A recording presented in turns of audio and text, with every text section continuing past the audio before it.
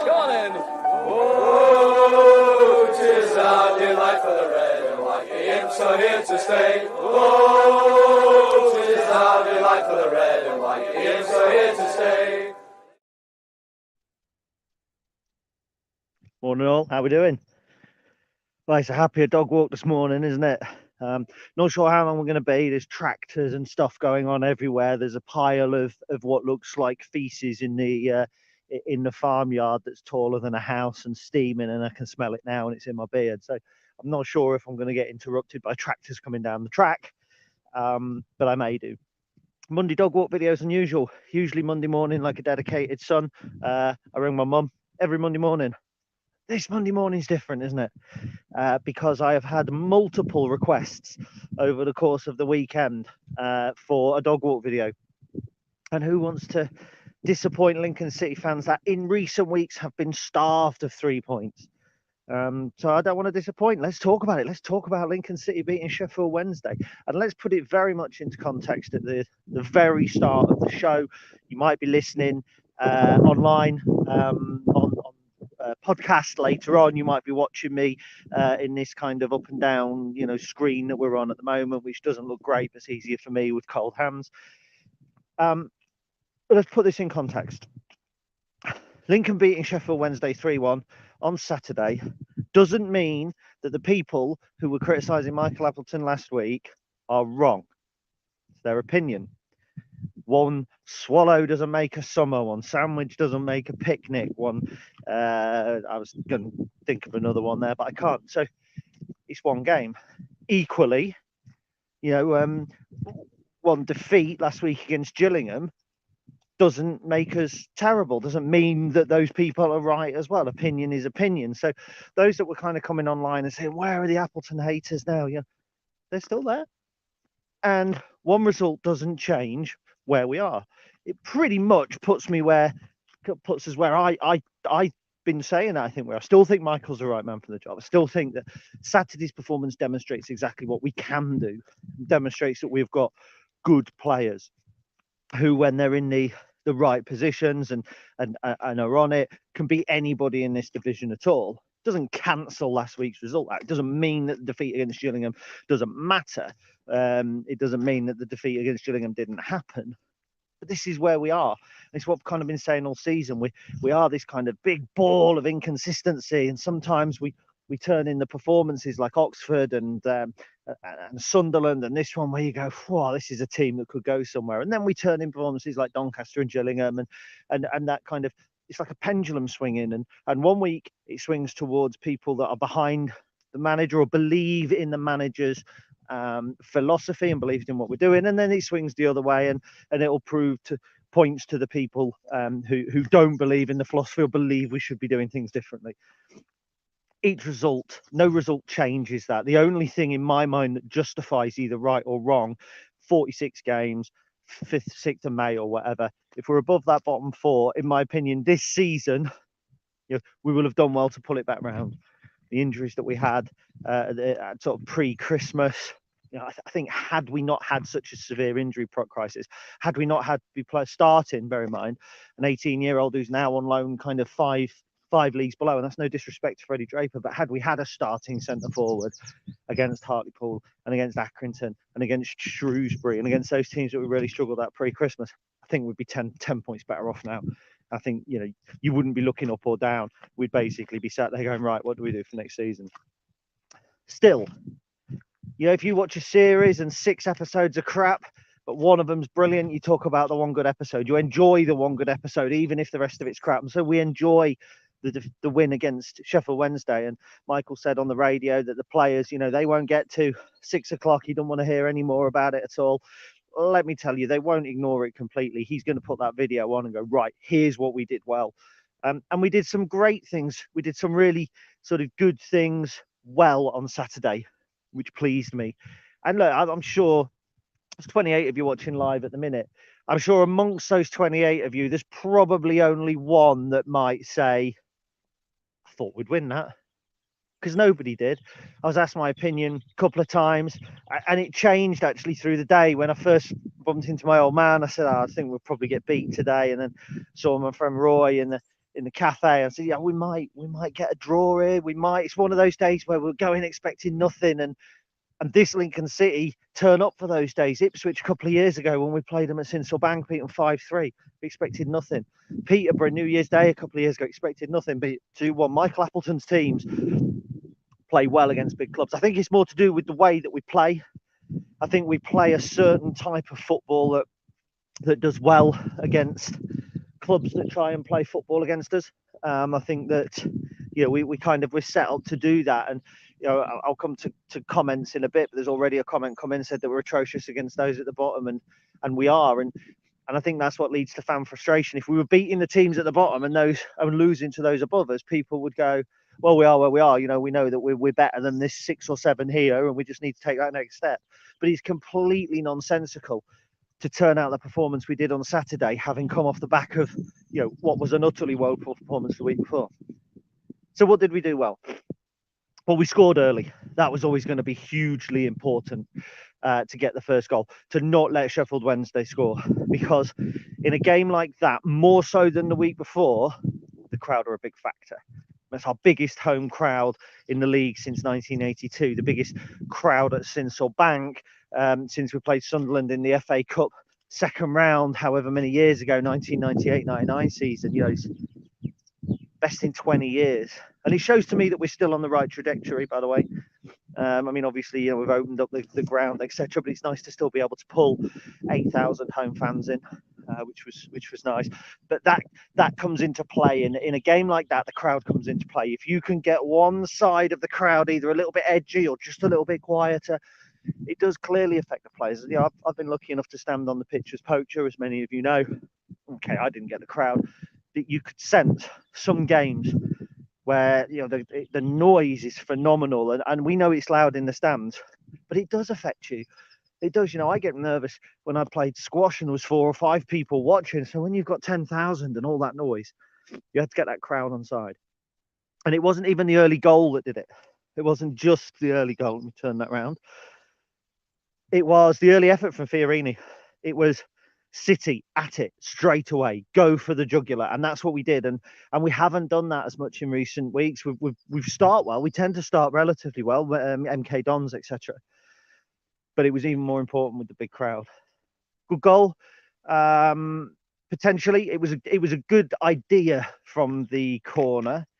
Wasn't executed particularly well, but Morgan Whittaker at least, you know, kind of got the ball across. Okay, mishit it, but even so, it wound up in the back of the net, and instantly that gave everybody belief. And all of that fear beforehand, all of that, we might draw, we might snatch something, we might do this, we might do that. Bingo, when you go 1-0 up after 3 minutes, you instantly have belief.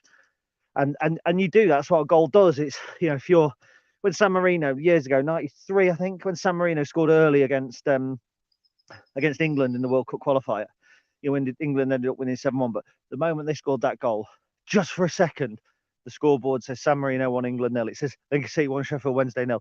You're leading. Wow. Now we're only 87 minutes from winning the game.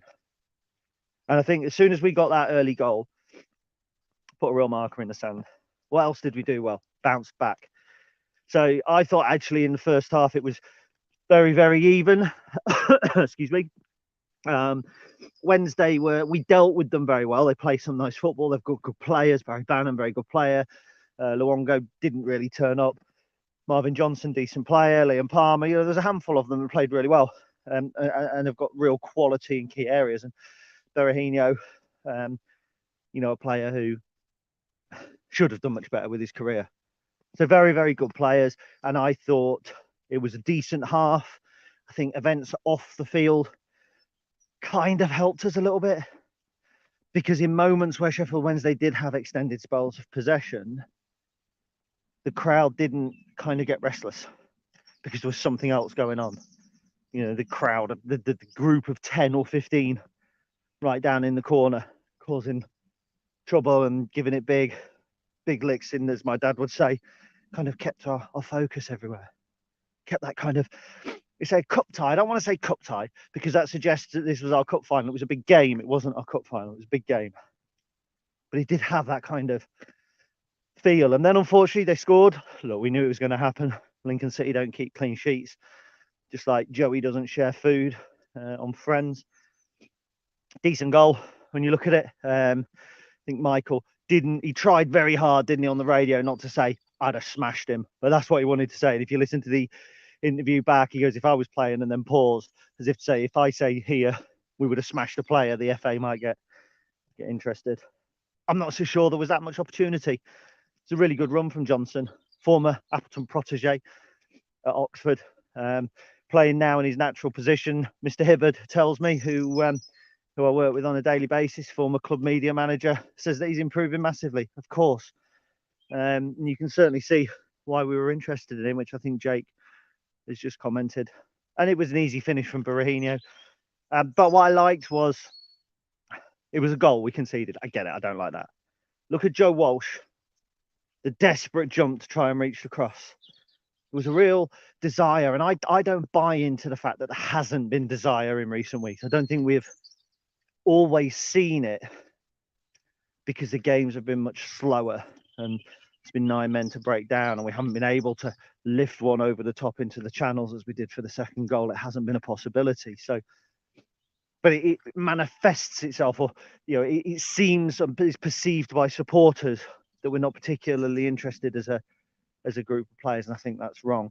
But certainly, you could see the passion, you could see the desire to get something from that game on Saturday, and I think that was typified even just in Walsh's last-ditch kind of jump. I think by half-time we were all a bit breathless, weren't we? And then, even at that point, you sensed that it's frustrating in a way, because you think, why can't we do this every week? But the reason is teams don't set up against us differently every week. And, every week we can't play the game that we want to play. And Michael says he sets up to try and win the game, not to stop the opposition playing. I respect that. Because how would you stop Doncaster playing when they don't? What would you do to stop Gillingham play and put a kind of a 6-foot ceiling right the way across the pitch? You couldn't. So sometimes I understand that it is difficult, but this was a game where we were allowed to play our game, and we've got to find a way. I get it. We've got to find a way to beat teams by playing our way that want to stop us playing. But if a team doesn't want to stop us playing and they come to play their game and we go to play our game, you get a cracking game of football. Should be a cracking game of football tomorrow night. Second half, thought we were outstanding. Thought we did superbly. Limited them. Bear in mind they're shooting at their fans, who I thought could have been louder in the second half. They were shooting at their fans, and I think Matt, who sits next to me, said to me, it's all set up for another winner at the Stacey West End, because that's what always happens, isn't it? Always happens. Seems to be.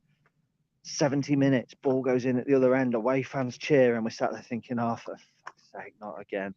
I remember I used to think it years ago when I used to stand up at the DJ booth when I was poacher, and I used to stand there and watch the games, and a number of times directly opposite when the away fans used to be in block one, and a goal would go in and they'd all go up, and I'd think, I'm getting sick of standing here looking at that block celebrating. I've been sick of sitting in my seat looking across at the Stacey West filled with 200, 600, 2,000 away fans celebrating in my ground, like the place I go to when I want to forget everything that goes on in the world. It fucking hurts. It does, and it's done it all season.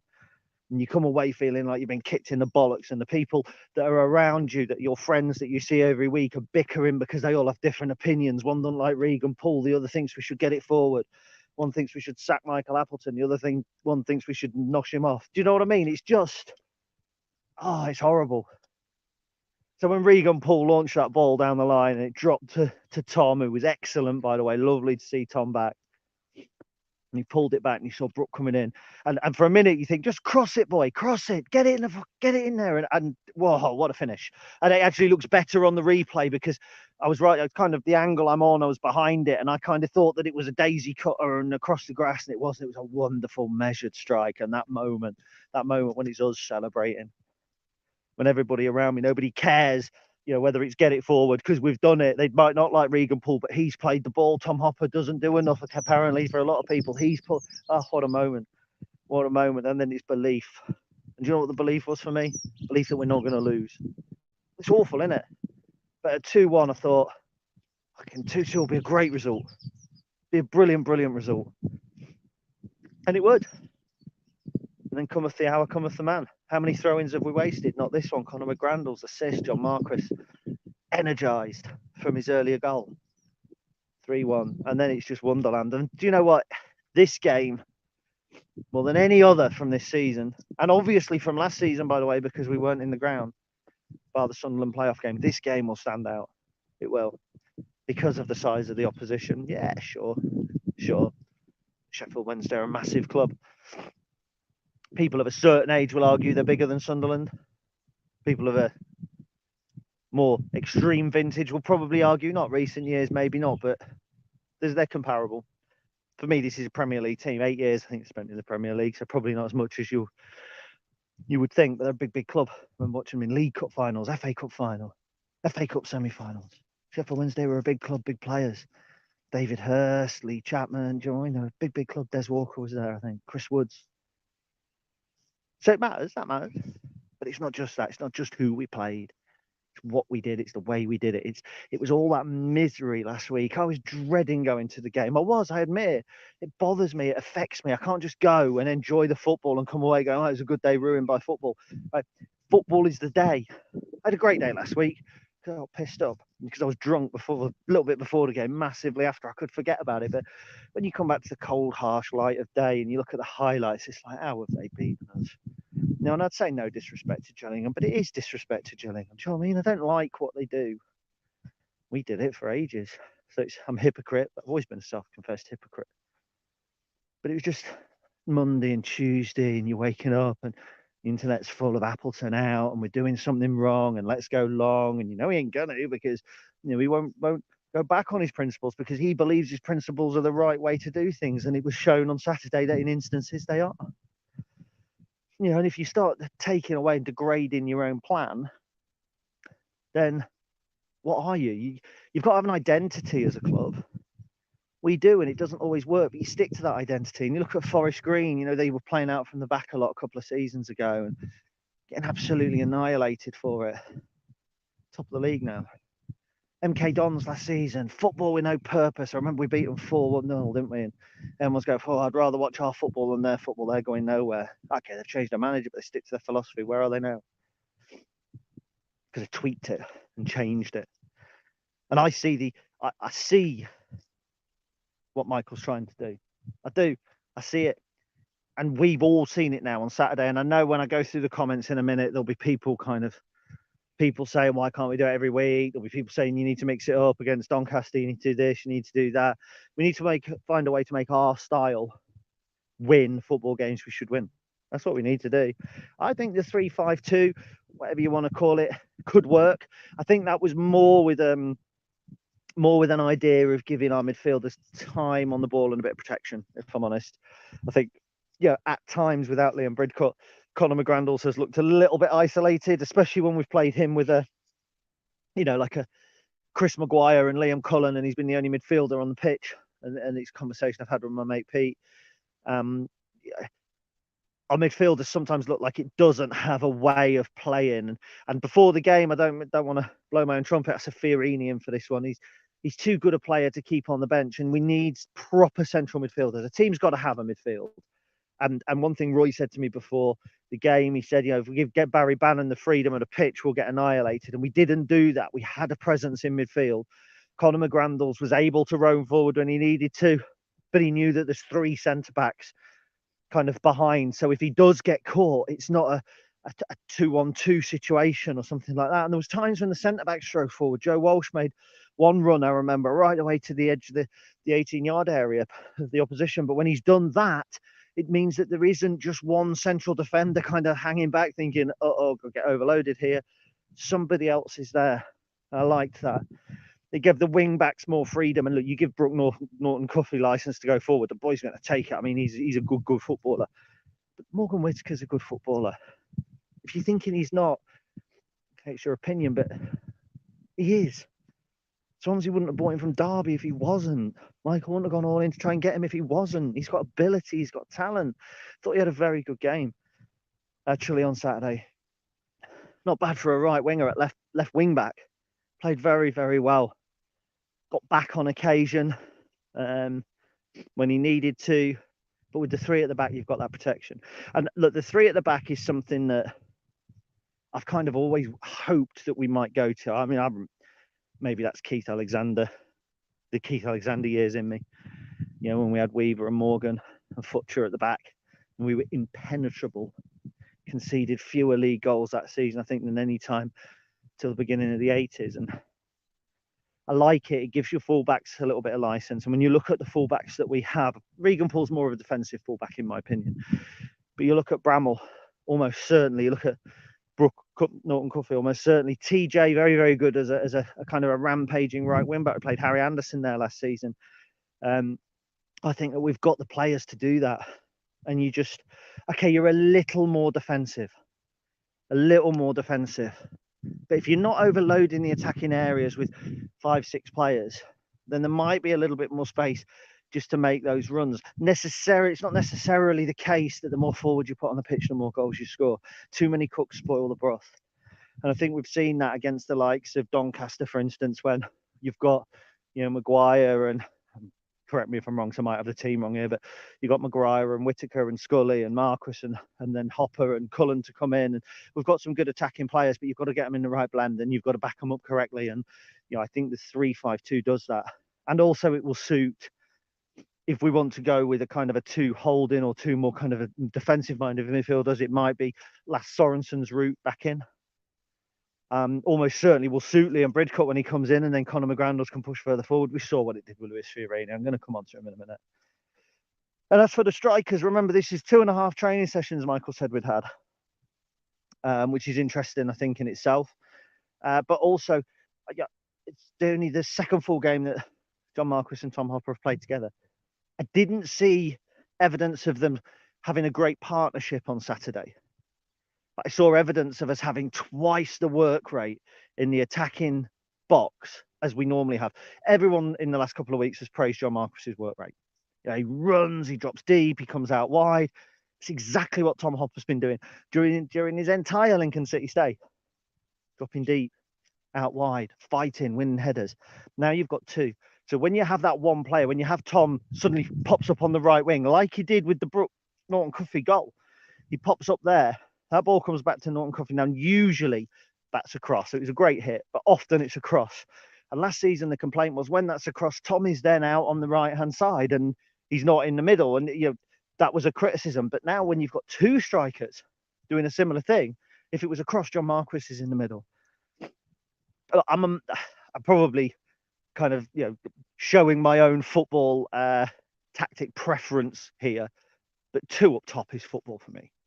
I'm not a fan of 1 up top, not at all. And how many times, even when we won the league title, even when we won League Two, people saying how isolated John Akindi looked all the time. Oh, he looks isolated, he looks alone. You want to get the best out of a striker, put somebody with him. You do.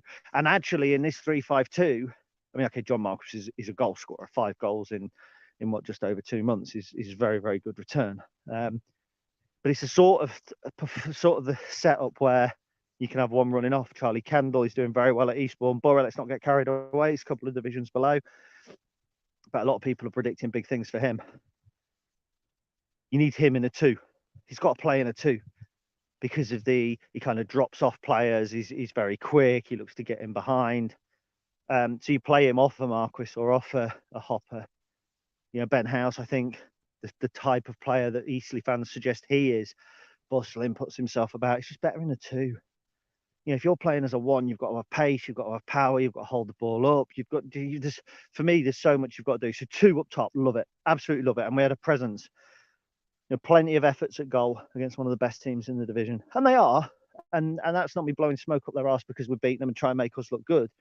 You know, Sheffield Wednesday are probably one of the best teams in the division, top 7. You'd expect them with their players to finish in the top 7. And sometimes I wonder if, no disrespect to Darren Moore, maybe it's the manager holding them back a little bit. Certainly if you speak to Wednesday fans over the beginning of the season with, you know, Theo Corbineau, who went to MK Dons, kind of wasn't playing, and you think, wow, he's a superb player. Marvin Johnson's been playing out of position, and he shows what he does when he plays in position. And, you know, they've had a lot of injuries as well, to be fair to them. And I think at full strength, they'll be even better. So I think that's dissected it, really. I mean, I do want to come on to Luis Fiorini, and then I'll go on to your comments. Because, as I said before the game, wanted Luis Fiorini in. I like the lad. I think he's got such talent. But what he has, he just drifts in and out, not of games, but of form. And there was a time we went and we beat Cambridge, and he scored at the bank. I can't remember who it was against. Might have been Plymouth, I might be wrong.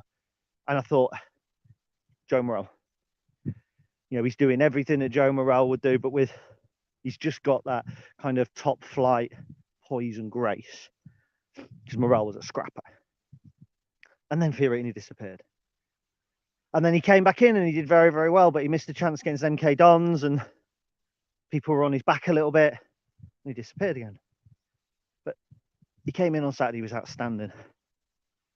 Outstanding. And bear in mind, we talk about him doing well against Cambridge. He actually only came on as a sub in that game. It was at the very beginning of his kind of Imps career. So I don't think there's any doubt it was his best game from the off in a Lincoln shirt. No doubt whatsoever. I liked him, I think, having the protection behind him. I think he played with a little bit more freedom, having the three. And Conor McGrandles as well. He got forward. He found a little pockets of space in front of the back four, or rather the back 3 or 5, Sheffield Wednesday, depending on what you want to put it. And I think that he is a player who could be key to unlocking the lower clubs. And they're the big 3 games for me: Fleetwood, Crewe, and who are the others we play? We've got Crewe at our place, Fleetwood, Wimbledon next Saturday. Wimbledon. For me, you win those 3 games. We're on 38 points now. You win those 3 games, you're on 47 points. You beat 3 relegation rivals. You only really need to pick up 1 more win, a couple of draws. 50 points arguably, and we'll do more. We should do more than that. But you win those 3 games, and you open up certainly over Fleetwood. What is it? A 5-point gap now with Fleetwood. You open that to an 8-point gap. Wimbledon, you open that to however many points. They're the big games. They're the games we've got to win. And the worrying thing is that they're the games we're more likely to lose. But we'll know more in 10 days' time when we've played Rotherham and Ipswich and Wimbledon. I could be here talking to you in 9 days' time. So it could be the Wednesday morning, and we could be already on that kind of 40-odd point mark, 47-point mark, or we could be on 38 points and we could be dragged right back into it. And this whole conversation, this whole Sheffield Wednesday, weren't we brilliant, will be gone, just as it was when we beat Sunderland and Oxford. This dissipates very quickly. And don't get me wrong, I don't think we're going to go on a run now. I don't think you're going to see Lincoln City winning 3-4 on the bounce. Point tomorrow night would be great. Something at Wimbledon. It's another must not lose. I'll be honest, I'd probably take 4 points from the next 3 games. I would get us on 42, beat Wimbledon, draw with one or Rotherham and Ipswich, lose the other, and that'd be all right. But it's how you get those 4 points. Lose to Wimbledon, beat Rotherham, draw to Ipswich, and actually you think, I still can't beat the smaller clubs again. Football. As one famous striker who was broken by an injury in World Cup 66 said, it's a funny old game. It is a funny old game. Certainly had me laughing on Saturday. Right, let's have a look at some of your comments. Blake Hutchinson, morning Gary, still buzzing from Saturday's performance. You might be able to tell that I am too, my friend. Jack Richardson, morning Gaz, nice to wake up on a Monday and be able to look at myself in the mirror. I like that. Yeah, I like that a lot. I haven't looked at myself in the mirror. You're seeing me now for the first time. Well, not for the first time, you've seen me before, but for the first time today, somebody is casting eyes on me that's not fee. So if there's a hair out of place, my apologies. Brian Rundle, morning mate, grey skies, murky cold. What a great day to reflect on Saturday. 100%, yeah, it is a bit chilly out here as well. Morning, Bubs. Hope you're well, my friend. Sorry I couldn't stay and chat to you properly in the fan zone. Bubs turned up and I had to shoot off. I was with the kids from the Priory Academy on Saturday. Incidentally, twice I've brought the Priory Academy kids, or I've been part of the project that brings the Priory Academy kids down to the ground. Tickets provided by the club, by the way, very, very gracious of them. Those kids have seen 6 Lincoln City goals in 2 games. One was 3-2 against Burton. Kev Green, we had a quick chat outside the ground, didn't we, Kev? Massive result. What a difference a week makes. Agreed with you. Fiorini, man of the match. Bry Fox. Saw Brian Boxing Day when we were, again, started well, didn't we, that day? Played well in the first half, awful in the second. Morning, mate. Brian Rundle, Fiorini, man of the match for me on Saturday. Every time he got the ball, you could sense the excitement of what he was going to do. And that's what you expect from a Premier League loan player coming into the side. You do. People were talking about our loans being flops. I don't think Fiorini has been massively. not massively, not been the success that I think we'd had with certain loan players last season. Actually, over the course, if that's him now till the end of the season, I'd go as far as to say that he could have the same impact as Morgan Rogers did. Because I think Rogers and Johnson are erroneously put together. I think that, you know, over the course of the season, bear in mind Johnson only came in the January, the impact from the two was very, very different. Kate Jackson, morning Gary. It's absolutely mental that we do so well against the bigger promoter chasing sides, but are atrocious against those at the bottom. Not that it'll matter as long as we finish 20th or above. Do you know what, Kate? You and I don't always agree on things. Charlie, not that. There's a big turd there. Go on, press on. We don't always agree on things. I agree with you on that. And I think Kev Barwise, who was also watching, I don't know if he is now, said earlier in the season I'd take 20th, and I kind of thought, a bit defeatist. I'm with you now. I'd take 20th, reset, go again. Connor Pierce, good morning, Gary. Atmosphere in the crowd helped out. Definitely the 12th man. Yeah, it was. I think the whole atmosphere just was conducive to it. It was conducive to a fight. If you're the home side, you can't turn up on your biggest home game, home attendance, league attendance in 40 years and not turn up. Kate says, I think we've historically performed poorly against sides who end up getting relegated. Might make a decent article to look at our records. I think Cal is the only recent managers with winning records against relegated teams. I think you're right. I remember struggling against many, many teams. I mean, it's certainly been Michael's Achilles heel. You think of Southend a couple of years ago. We went there and lost. Last season, Rochdale turned us over at our place and were relegated. Bristol Rovers beat us at home, relegated. Swindon, I think it was 2-2 at our place, relegated. So yeah, and I think it just go back further. And I don't really know what that is. Because if you start taking managers out of it, you know, if you go back before Danny and Nicky and you go to other teams and you start going further and further back, then it's got to be a crowd mentality thing because we're the only constants. Interesting. I might look into it if I get time. Mr. Paul, morning, Gary. Hope all is good with you. What a performance. I did say I had a feeling in the fan zone. Yeah, I know. I thought that was medical though, Paul. To a man, what an effort. Jake Tong, happiest man in the world, Mr. Tong. Morning, guys. Hope you are, mate. You can definitely see why we were interested in Johnson. That's Marvin Johnson, not Brennan Johnson. Cracking run for their goal. However, we deserve to win it, given opportunities for both sides. Great atmosphere, and we'll need more days like that. They don't come along lot very often. That's why when I did the article about us beating them 3-1 in 78, people piled on it. Because these are the days. In 20 years' time, you'll look back to that season and you'll think, which season was that? The season we beat Sheffield Wednesday 3-1. You will. It's the high point. Memories work in a funny way. You remember the very high, you remember the very low, the run of the mills.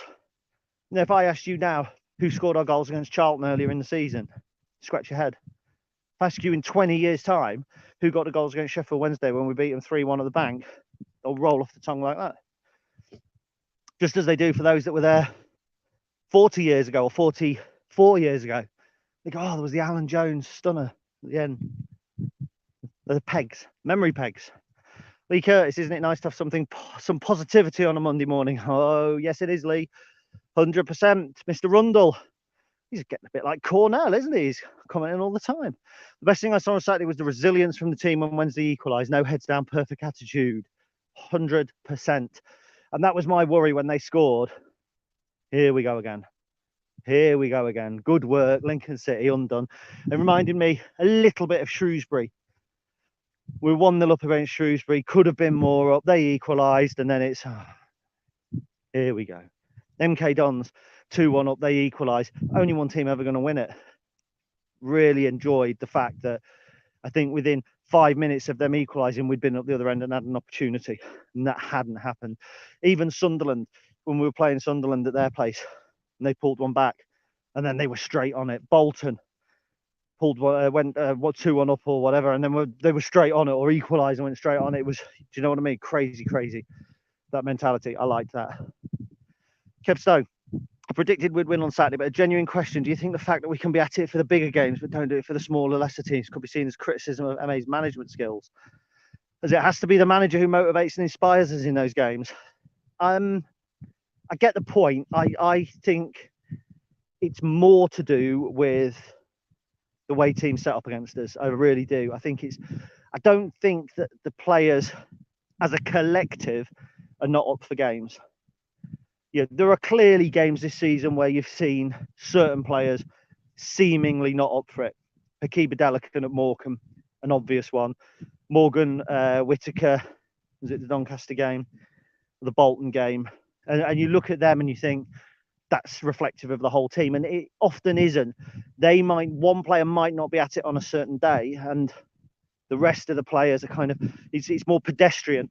But it's more pedestrian because, as I said, Regan Poole can't loft the ball into the channel when the channel's got 4 blue shirts stood in it. And sometimes that is perceived, I think, as the team not being at it. We weren't at it at Gillingham as a collective, I get that. But I think a sweeping statement to say, are we unable to get up for it against lesser teams? I don't know. I thought Morecambe we were, for instance, but we were edgy and nervy. Every game, I keep saying it's like an episode of a series, and every single one's different. Steve Barton, morning, Gaz. Morning, mate. Good to see you on Saturday. Mr. Gray, spot on. As always, we got what we deserved, but this time it was a credit to us and great to watch. Yeah, you do get what you deserve in football. And do you know what? If we were to finish this season 21st and somebody said we don't deserve to go down, we'd be wrong. Because over 46 games, results dictate that there'd be, 20 teams better than you. So you deserve what you get. There are factors. There are factors for why we are now, but you get what you deserve, largely. Kate says, I get the feeling if we win on Saturday, that's Wimbledon. That's us near enough, but not fully safe. At worst, it'd leave us 8 points clear of the drop zone with games in hand against all of the bottom 4 and less than 10 less for most of them. Glad it's in our own hands after a terrible run. Yep, it was in our own hands in 2010-11, just to do what I hate doing and draw a comparison against a season that it has no real comparison with, but there we go. Mr. Keneally, morning, my friend. Love sweary, Gaz. My apologies for that. Performance excellent, atmosphere excellent, Appleton excellent. On to Ipswich. Richard Godson, I think it was his birthday over the weekend. I might have seen. If it was, happy birthday, sir. Morning, Gary. I'd been hoping you'd take the dog for a walk today. It struck me on Saturday that I was watching the Lincoln City of last season, where boldness and daring reaped rich dividends. I think so, and I think actually, when you look at it, the Lincoln of last season just had to play fewer teams than came to defend. I think away teams didn't do that as much last season because there was no crowds, home and away. The advantage was taken away. There wasn't as many teams kind of came to defend. The ones that did got their result. Fleetwood, Rochdale, Bristol Rovers, even Swindon got the draw last season. So we lost games last season at home. But you're right. I think we were seeing the attack-minded Lincoln, and once or twice we haven't seen that in games that we should have done. Bolton, for instance, although we played very well, or played well, we still lost. So yeah, perhaps so. Mr. Barwise, I knew he was watching. Morning, Gary. Well, what a weekend. A Fiorini masterclass, spoken like a true blue. Appleton proving me wrong. I think, again, it doesn't prove anything at the weekend, but I think it's just a statement that what we've been seeing recently is not particularly the norm. That was one of the best Imps Football League performances and results in my lifetime, considering the size quality of the opposition. Yeah, it's a big statement. Big statement. You remember Kev saw games in the early 80s when we were bang on it, top of the table, all that sort of thing. So that's massive.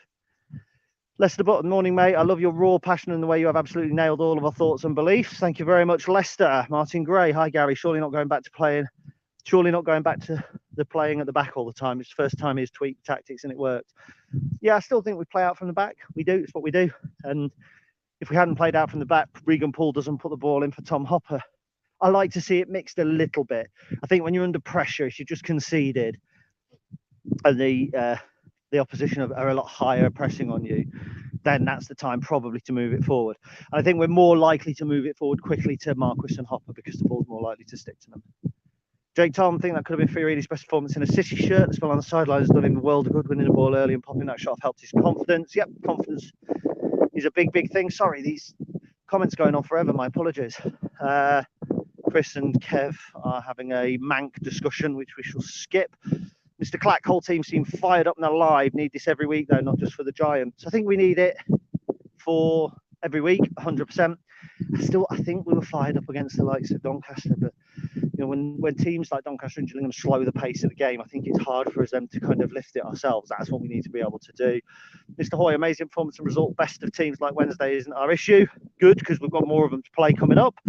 Robert Haddon, morning, Gary. Lovely day in Newark. Saturday was great. I think that's Tony the Tiger from Frosty's advert. Mr. Jollins, let's hope they can get a result tomorrow and push on. The fans are so important to create that sphere every week. Yes. Get a result tomorrow, 41 points going into Wimbledon. Oh, it'd be a great position to be in. Not get beat tomorrow and just kind of, you know what, keep a clean sheet, 0-0 draw. That would be massive, because then that would be another kind of threshold past. Gail Hepton says just what we needed. And last of all, Mr. Andrew James Thomas Robinson. Morning, Gary. Great weekend, and what a difference a win makes. It was. Look, thank you for sticking with me on this one. I'd make no apologies for being excited and a bit sweary and a bit happy and a bit over the moon, because we haven't had that opportunity. It won't make a difference to how some people feel about the manager. I understand that, and nor should it. One result, one performance is one of 45. In the grand scheme of things, it reinforces my belief that Michael Appleton is doing the right things the right way. It just doesn't always work out, and that's what we've got to figure out and how to get around it. It reinforces my belief that Lincoln City are not in the 4 worst teams in this division, not by a long, long way. And I've said this before, and I shall hopefully not have to say it too much again, but it's been a worrying couple of weeks. Just think now we're looking up rather than down. And if we can keep ourselves tacked into that little mini table, which is Charlton and Shrewsbury, you know, just vying for 14th, 15th or 16th or whatever we're vying for, and we can leave the others down there 8, 5, 9, I don't care how many points adrift of us. Come August, I'll still have belief in this Lincoln City team. That proves it. Whatever happens tomorrow night, whatever happens through till May, whatever happens next season, we'll always have the day we beat Sheffield Wednesday 3-1 at Sincil Bank again. Thanks for watching, listening. Take care. Cheers.